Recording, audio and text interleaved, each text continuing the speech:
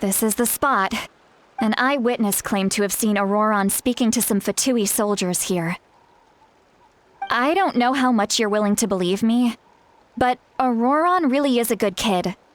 I see no reason why he'd suddenly get involved with the Fatui. I'm convinced that what the witnesses saw was actually the Fatui coercing him, or perhaps trying to extract information. However, I doubt anyone would believe me. Didn't Kanich say that she's a big name in Natlan? Feels kinda weird to see her so frustrated and helpless like this. Ororon? Well, he was left at the side of the road as an infant, and the people of the tribe took him in. You could say that everyone had a hand in raising him. He learned a lot from us, and once he reached adulthood, he built himself a house out in the countryside. He spends most of his days growing vegetables and raising aphids, living off of what he harvests from the garden. He's always been such a good kid. He would even get his friends to deliver whole bags of fresh produce to my place.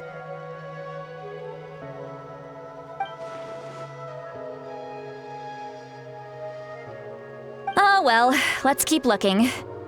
He can answer all of our questions once we find him. He's been raising phlogiston aphids for a long time, and since they were disturbed, they secreted a special type of phlogiston. We can use that substance to track his movements. Let's follow the phlogiston trail. Huh? What trail? Paimon doesn't see anything. Oh, right. I forgot your eyes don't naturally perceive such things. Here, give me your hand.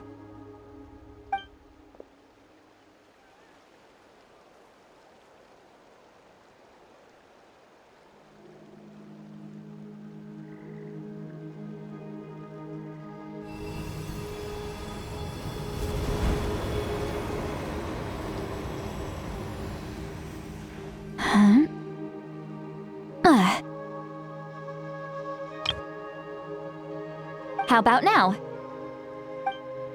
What do you see?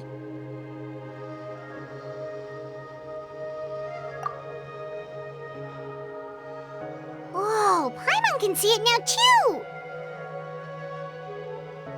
That's right. I used a spell to temporarily transfer a portion of my senses to you. For a short while, you'll be able to see the phlogiston too. Wow, you can even share your senses with us? First time Paimon's heard anything like that. It requires a very rare spell that most people aren't adept at. But don't worry, it's a cinch for me. Between the two of you, it seems the Traveler's senses are a bit stronger than Paimon's. When I held your hand just now, I could sense that you've got a great affinity for phlogiston. You're extraordinarily gifted. Anyway, we'll need to use our vision now to track down Ororon. Good luck, you two. Over here, this way! Citlali might say a lot of deep and confusing stuff, but this spell of hers is really something. What was that? What does she mean by deep and confusing? As far as elderly shamans go, I'd say that I'm already pretty easy to talk to. Is there any other old hag who's as fluent in the language of the youth as me? But is my way of speaking still not trendy enough? I've already tried my best to match their speech patterns, but given the looks on their faces just now. Or perhaps I'm still not fashionable enough? But that can't be, right? Don't tell me they're still getting the impression that I'm super old-fashioned. Huh?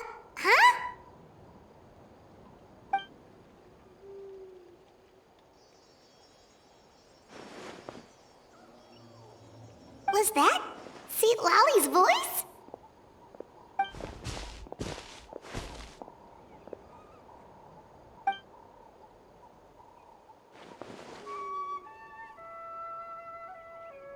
Now that I think about it, it's a good thing I found some helpers this time. Some things are best done with the help of friends.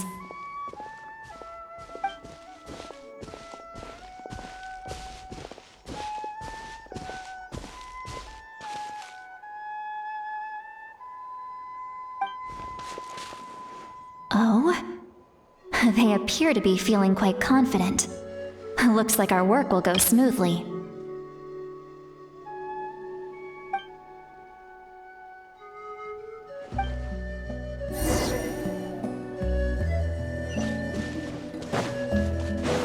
Hey, looks like there's a new camp over there. Yep. Judging by Paimon's experience as a guide, it definitely looks like people set up camp here. Wait. The phlogiston here is a bit odd. Let me see.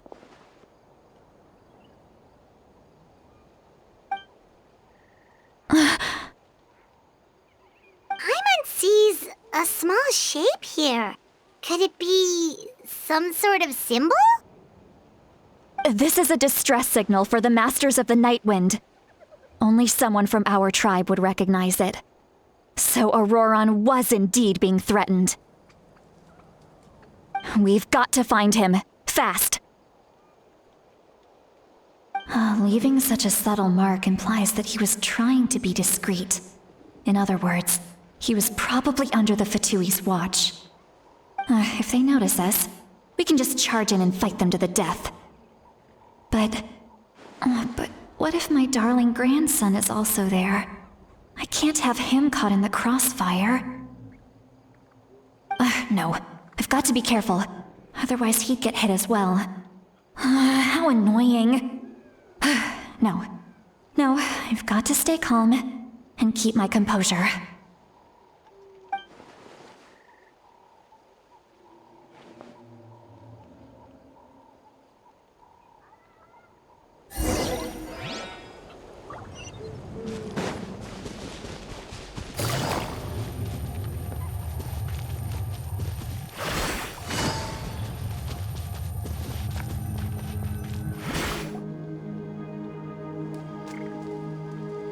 There are traces of people staying here too.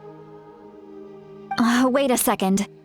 The phlogiston around here is jumbled up. I can also smell a mix of elements in the air.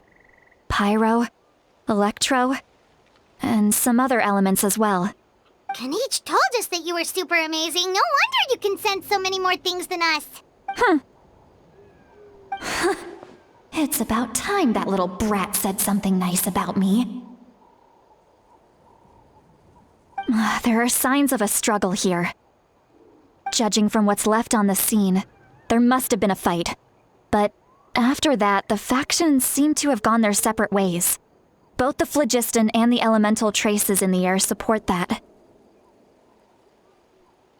Do you still remember the little mark we found before? Paimon's thinking, what if Ororon wanted to leave another distress signal, but was caught by the Fatui?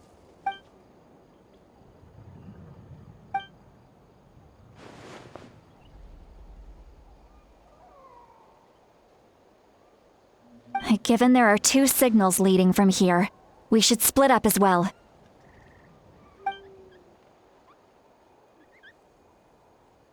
I'll take this direction, and leave the other one to you.